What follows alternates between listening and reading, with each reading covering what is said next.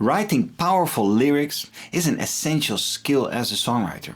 And this even goes for many composers and producers as well. But if I may be honest, it really takes me quite a long time to write a meaningful lyric that actually suits the music. Because writing lyrics and the lyrics themselves was never something that I really paid attention to. And that was definitely a mistake.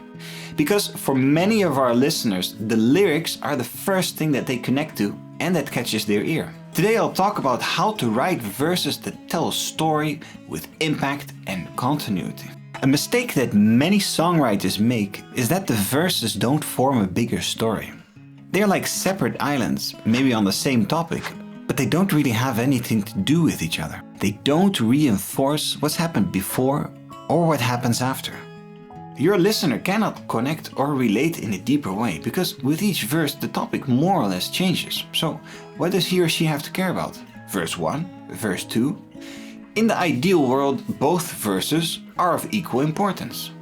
Let's look at some lyrics that I wrote. Here we have 3 verses, 1 bridge, and an outro section.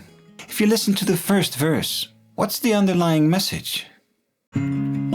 Summertime, love ends too soon. Through your eyes, I swim back to you. I cannot cross this cold night alone. For a while, the black clouds don't bloom. It is about summer love that's going to end soon, but has not ended yet.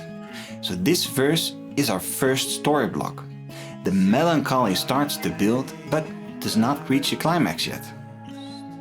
Verse 2 is about saying goodbye and the start of separation. This is our second story block. It continues the melancholy of before and sets expectation to what else is going to happen. In the light, reflections of you.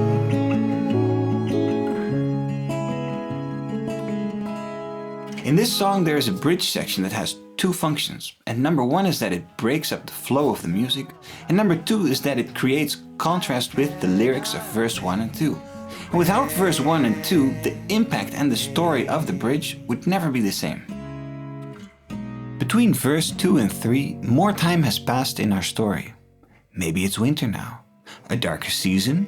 In any case, the subject is now alone at home again. This verse also makes a connection with verse 1, because we look back to the summer experience. Now this was our final verse block, and so far we had a continuous story that adds new elements with each section, but it still builds up and continues to evolve. The experience itself, saying goodbye, and being alone. But what about that final outro lyric section? Well, it strengthens the story and feel of the music without giving new information.